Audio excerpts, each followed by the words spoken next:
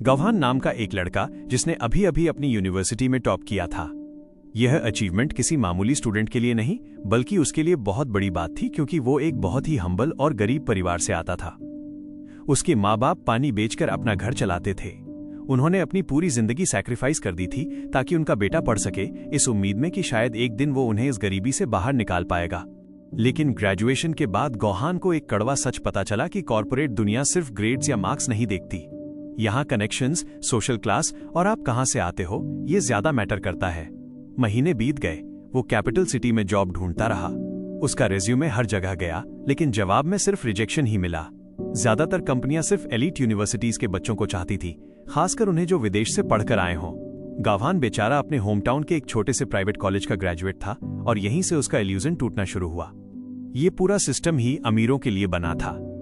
गौहान का एक दोस्त था माइक, जो एक अमीर बिजनेसमैन का बेटा था। माइक आसानी से उसे किसी बड़ी कंपनी में लगवा सकता था, लेकिन गौहान एक आइडियलिस्ट था। उसे किसी की सिफारिश या एहसान नहीं चाहिए था। वो अपनी मेहनत से सक्सेस हासिल करना चाहता था। दिन बीतते गए, काम नहीं मिला और घर पे प्रेशर बढ़ने लगा। उसके पेरेंट्स चाहते थे कि वो कोई सरकारी नौकरी पकड़ ले जो सिक्योर हो, लेकिन गौहान के सपने कुछ और ही थे। वो फाइनेंस की दुनिया में जाना चाहता था, बैंकिंग, इन्वेस्टमेंट्स और स्टॉक मार्केट के खेल को समझना चाहता था। उसकी नजर में यही एक रास्ता था जो उसकी फैमिली की किस्मत बदल सकता था। उधर उसके पेरेंट्स बूढ़े हो रहे थे और आज भी डेली मेहनत कर रहे थे। गौहान को रियलाइज हुआ कि वो अब उन पर बोझ नहीं बन सकता। पैसे खत्म हो चुके थे, तो मजबूरी में वो अपनी गर्लफ्रेंड शाओई के अपार्टमेंट में रहने लगा। शाओई एक कमाल की लड़की थी। जब सब लोग गौहान को डाउटफुल नजरों से देखते थे, वो अकेली थी जिसे यकीन था कि एक दिन गौहान अपने सपने जरूर पूरे करेगा। इतने रिजेक्शंस के बाद फाइनली किस्मत का दरवाजा खुला। गौहान को ब्लूस्टोन नाम की एक बड़ी फाइनेंशियल कॉर्पोरेशन में इंटर्नशिप मिल गई। ये उसकी मेहनत तो थी ही, पर थोड़ी किस्मत भी थी। उसकी एक दोस्त एना के पापा ने रिकमेंड किया था कि ब्लूस्टोन एक एक्स्ट्रा इंटर्न की जगह बनाए। ब्लूस्टोन चीन के फाइनेंशियल जायंट्स में से एक थी, जो इन्वेस्टमेंट, स्टॉक मार्केट और बड़ी कंपनियों के आईपीओ लॉन्च करने का काम करती थी। ब्लूस्टोन में गौहान ने बिल्कुल नीचे से शुरू किया, एक अनपेड इंटर्न के तौर पर 6 महीने का कॉन्ट्रैक्ट और कोई गारंटी नहीं कि बाद में नौकरी मिलेगी भी या नहीं।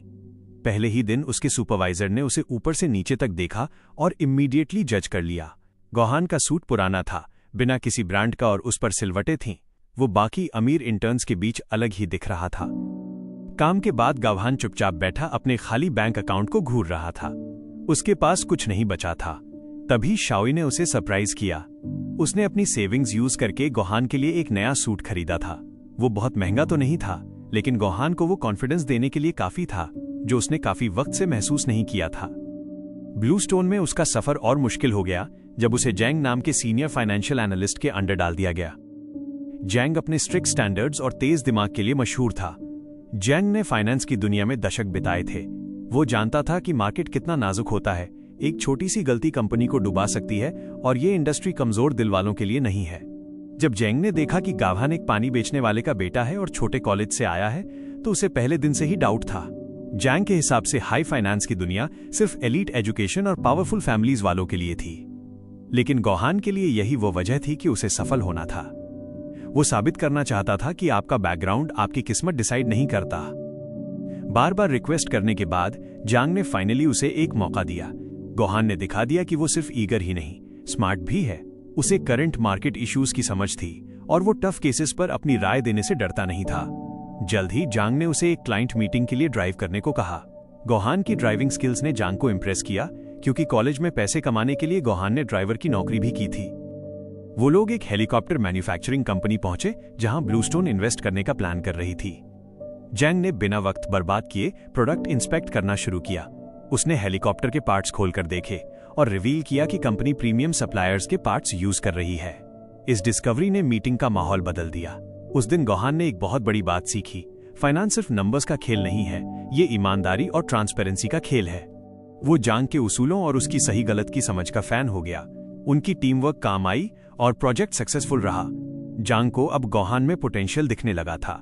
वापस आते वक्त जैंग ने उसे एडवाइस दी, अगर सच में कुछ सीखना है तो डिसिप्लिन बनना पड़ेगा। रोज मार्केट अपडेट्स चेक करो, पॉलिसीज पढ़ो और ग्लोबल ट्रेंड्स पर नजर रखो। रोज सुबह जैंग के लिए ब्लैक कॉफी और रिपोर्ट्स तैयार करना, ये सिर्फ बॉस का हुक्म नहीं था, ये एक ट्रेनिंग थी, कमिटमेंट का टेस्ट था। जल्द ही गौहान को उसका पहला बड़ा टास्क मिला, एक नए क्लाइंट के लिए आईपीओ प्रपोजल तैयार करना। उसने मेहनत की पर रिजल्ट अच्छा नहीं आया। क्लाइंट्स ने प्रेजेंटेशन रिजेक्ट कर दी और डील मैनिपुलेट करने की कोशिश की। प्रोजेक्ट शुरू होने से पहले ही खत्म हो गया, लेकिन जांग निराश नहीं था। उसका मानना था कि धोखे से जीतने से बेहतर है कि एक डिसऑनेस्ट डील से पीछे हट जाना। ब्लूस्टोन बिल्डिंग की छत पर बैठे हुए जांग ने गावहान को बताया कि इन्वेस्टमेंट की दुनिया लालची लोगों से भरी है। उस पल गावहान ने जांग का असली कैरेक्टर देखा, एक ईमानदार आदमी जो करप्शन का हिस्सा बनने को तैयार नहीं था, चाहे कितना भी बड़ा इनाम मिले। लेकिन गावहान की असली परीक्षा अभी बाकी थी। उसे एक और बड़ा चैलेंज मिला, लकी डॉग नाम की पेट फूड कंपनी का आईपीओ हैंडल करना। गावहान ने दिन रात एक कर दिया। इस बार उसने कुछ अलग किया। बोरिंग रिपोर्ट की जगह उसने प्रपोजल को एक मैगजीन की तरह डिजाइन किया, विजुअल्स के साथ। जब वो और जांग कंपनी की ओनर बूमा से मिले तो बूमा गावहान की नॉलेज से इंप्रेस हुई। गावहान ने अपने बचपन के पालतू कुत्ते का जिक्र किया, जिसने बूमा का ध्यान खींच लिया। इंप्रेस होकर बूमा ने उसे शाम को अपने घर बुलाया। गावहान खुश था, उसे लगा डील फाइनल होगी। लेकिन वहां पहुंचकर पता चला कि बूमा के इरादे कुछ और ही थे। वो गावहान को सिड्यूस करने की कोशिश करने लगी, ये कहते हुए कि अगर वो उसके साथ रात बिताएगा तो वो प्रपोजल एक्सेप्ट कर लेगी। गावहान ने मना कर दिया। रिजेक्ट होने पर बूमा ने अपना रंग दिखाया। उसने शर्त रखी कि वो कॉन्ट्रैक्ट तभी साइन करेगी अगर गावहान उसके सामने कुत्ते का खाना, डॉग फूड खाएगा। पहले तो गावहान हिचकिचाया, पर फिर उसे अपने हालात याद आए, उसके बूढ़े माँ बाप और शाओई की कुर्बानियां। अपना प्राइड निगलना उसे जरूरी लगा। उसने वो डॉग फूड खाया, इस उम्मीद में कि डील मिल जाएगी। रात को घर जाकर वो शर्म और घिन में उल्टियां करता रहा, पर उसने खुद को समझाया कि ये सब वर्थ इट है अगर उसे ब्लूस्टोन में परमानेंट जॉब मिल जाए। लेकिन कुछ दिन बाद खबर आई, बूमा ने प्रपोजल साइन नहीं किया। उसने गावहान को धोखा दिया था। गावहान टूट गया, सब कुछ बेकार गया। तब जेंग ने उसे एक ऐसी सीख दी जो वो कभी नहीं भूला। फाइनेंस की दुनिया में वादों की कोई कीमत नहीं होती जब तक वो कॉन्ट्रैक्ट में लिखे ना हों। इन सब मुश्किलों के बावजूद गावहान ने धीरे धीरे अपनी जगह बना ली। इंटर्नशिप के दौरान कई ट्रायल्स पार करने के बाद अब लोग उसे पहचानने लगे थे। वो अभी भी नया लड़का था, पर उसका डिटर्मिनेशन इग्नोर नहीं किया जा सकता था। उसी वक्त कंपनी का मेन डायरेक्टर बीमार पड़ गया और इलाज के लिए विदेश चला गया। उसकी जगह लेने आई एक औरत, हेलन। हेलन तेज और एम्बिशियस थी, पर उसे पावर की भूख थी। आते ही हेलन ने एक एम्बिशियस मेगा प्रोजेक्ट अनाउंस किया। बोर्ड के सब लोग राजी थे, सिवाय जांग के। जांग का एक्सपीरियंस कह रहा था कि कुछ तो गड़बड़ है। जांग के मना करने से प्रोजेक्ट रुक गया, क्योंकि कंपनी में उनकी बहुत इज्जत थी। हेलन जानती थी जांग को मनाना आसान नहीं है, इसलिए उसने जांग की जगह उसकी कमजोरी पर वार किया, गावहान पर। हेलन ने गावहान पर पूरी रिसर्च कर रखी थी। वो जानती थी कि गावहान के सपने क्या हैं और उसकी इनसिक्योरिटीज क्या हैं। हेलन ने गावहान को वो सब ऑफर किया जो वो चाहता था, परमानेंट जॉब, बड़ा बोनस, लग्जरी सुविधाएं और एक नया अपार्टमेंट। बस एक शर्त थी, जांग को साइन करने के लिए मनाना होगा, चाहे जैसे भी। पहले गावहान घबराया। वो जानता था ये गलत है, लेकिन लालच जीत गया। उसने हेलन का ऑफर एक्सेप्ट कर लिया और अपने मेंटर को धोखा दिया। गावहान ने डॉक्यूमेंट्स के साथ छेड़छाड़ की और रिपोर्ट्स को एडजस्ट करके प्रोजेक्ट को लेजिट दिखाया। उसकी चालाकी काम कर गई। उसने जांग के सिग्नेचर ले लिए। जब जांग को सच पता चला, वो शॉक्ड रह गए। अपने ही स्टूडेंट द्वारा धोखा खाने के बाद जांग ने चुपचाप उसी दिन रिजाइन कर दिया। वो ऐसी जगह काम नहीं करना चाहते थे जिसकी नींव ही धोखे पर हो। हेलन के लिए ये बड़ी जीत थी। जांग के जाने के बाद उसने गावहान को ग्रूम करना शुरू किया। अगला चैलेंज जल्दी ही आया। ब्लूस्टोन एक बड़ी मैन्युफैक्चरिंग फर्म एचसी के साथ पार्टनर करने वाली थी। मीटिंग में एचसी के एग्जीक्यूटिव्स बहुत कॉन्फिडेंट थे और ज्यादा प्रॉफिट मांग रहे थे, लेकिन उन्हें नहीं पता था कि गावहान ने अपना होमवर्क किया है। गावहान ने चुपके से उनकी प्रोडक्शन साइट्स विजिट की थीं और पता लगाया था कि उनके रिकॉर्ड्स में गड़बड़ है। सही वक्त आने पर गावहान ने सबके सामने सबूत रख दिए। एचसी वाले फंस गए और उन्हें अपनी गलती माननी पड़ी। रिजल्ट ये हुआ कि ब्लूस्टोन को डील में बड़ा हिस्सा मिला। इस इंसिडेंट ने हेलन को बहुत इंप्रेस किया। गावहान अब इंटर्न नहीं रहा था। हेलन ने अपना वादा निभाया और उसे शहर के बीचों बीच एक शानदार अपार्टमेंट दिया। गावहान की जिंदगी बदल गई। वो अब एलीट लोगों के बीच रहता था, कांच की दीवारों और लग्जरी के बीच। वो शाओई को भी वहां ले आया। कुछ वक्त बाद हेलन ने गावहान को प्रमोट करके अपना पर्सनल असिस्टेंट बना दिया। वो अब हेलन के साथ दुनिया भर में बिजनेस ट्रिप्स पर जाने लगा। एक ट्रिप उन्हें हांगकांग ले गई। वहां ड्रिंक्स और डिस्कशंस के बाद हेलन, जो थोड़ी नशे में थी, ने गावहान को उसे रूम तक छोड़ने को कहा। दोनों हाफ कॉन्शियस थे और उस रात एक लकीर पार हो गई। अगली सुबह गावहान गिल्ट से भरा हुआ उठा। हेलन ने तो बात को ऐसे टाल दिया जैसे कुछ हुआ ही ना हो, लेकिन गौहान को लगा जैसे उसने शियोई को धोखा दिया है, वो लड़की जो हमेशा उसके साथ खड़ी रही। कुछ दिन बाद हेलन ने कंपनी मीटिंग में अनाउंस किया कि गावहान अब एक मैसिव न्यू प्रोजेक्ट लीड करेगा। सब हैरान थे कि इतना नया लड़का इतनी जल्दी कैसे राइज कर रहा है, लेकिन गावहान एम्बिशन में अंधा हो चुका था। असल में हेलन का प्लान कुछ और था। ये प्रोजेक्ट न्यू लाइफ नाम की कंपनी के साथ था, जिसे गावहान के दोस्त माइक के पापा चलाते थे। न्यू लाइफ रिन्यूएबल एनर्जी में काम करती थी, जिसमें पैसा बहुत लगना था। हेलन ने सोचा कि गावहान की दोस्ती का फायदा उठाया जाए। हेलन ने एक डील रखी, ब्लूस्टोन पैसा लगाएगी, पर शर्त यह है कि न्यू लाइफ का स्टॉक प्राइस एक लेवल से नीचे नहीं गिरना चाहिए। अगर गिरा तो सारे शेयर्स ऑटोमेटिकली ब्लूस्टोन के हो जाएंगे। ये एक रिस्की गैम्बल था। अगर चीजें सही रहीं तो ठीक, वरना सब कुछ खत्म। गौहान ने लालच और घमंड में आकर माइक और उसके पापा को मना लिया। माइक को डाउट था, पर गौहान ने उसे पुश किया। आखिरकार माइक के पापा ने साइन कर दिया। इसके तुरंत बाद हेलन ने अपनी अगली चाल चली। उसने होटल की वो रसीद जिसपे गौहान और उसका नाम था, सीधा शियोई के घर भेज दी। शियोई का दिल टूट गया।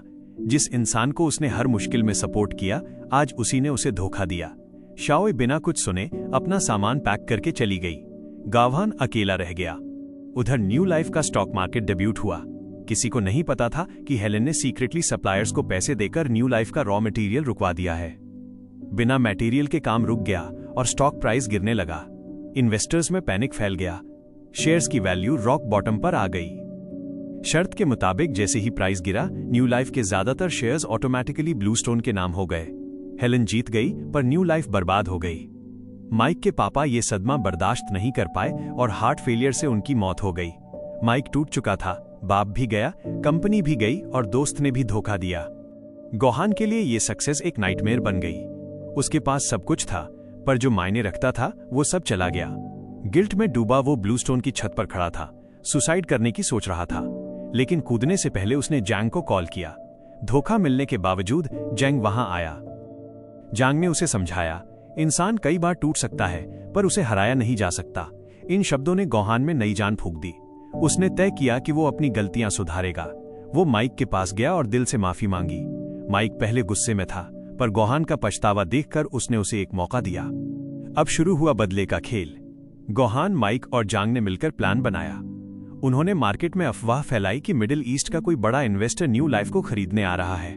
सोशल मीडिया पर हाइप बनाई गई। जब पब्लिक एक्साइट हुई तो प्राइस बढ़ने लगा। गौहान और उसके साथियों ने चुपके से लो प्राइस पर ढेर सारे शेयर्स खरीद लिए थे। जैसे जैसे डिमांड बढ़ी, प्राइस आसमान छूने लगा। जिन्होंने स्टॉक गिरने की बेट लगाई थी, उन्हें मजबूरन शेयर्स खरीदने पड़े, जिससे प्राइस और ऊपर गया। ये एक classic short squeeze. Helen panic कर गई। अगर ब्लूस्टोन मेजॉरिटी शेयर्स का कंट्रोल खो देती तो हेलन की रेपुटेशन खत्म हो जाती। डेस्परेट होकर उसने महंगे दाम पर शेयर्स खरीदने शुरू किए। मार्केट में केओस मच गया। जब ब्लूस्टोन ने सारा पैसा लगा दिया और शेयर्स खरीद लिए, तभी माइक ने ट्रेडिंग रोक दी, ये कहकर कि कंपनी इंटरनल रिस्ट्रक्चरिंग कर रही है। ब्लूस्टोन का पैसा फंस गया। वो उन महंगे शेयर्स को बेच नहीं सकते थे।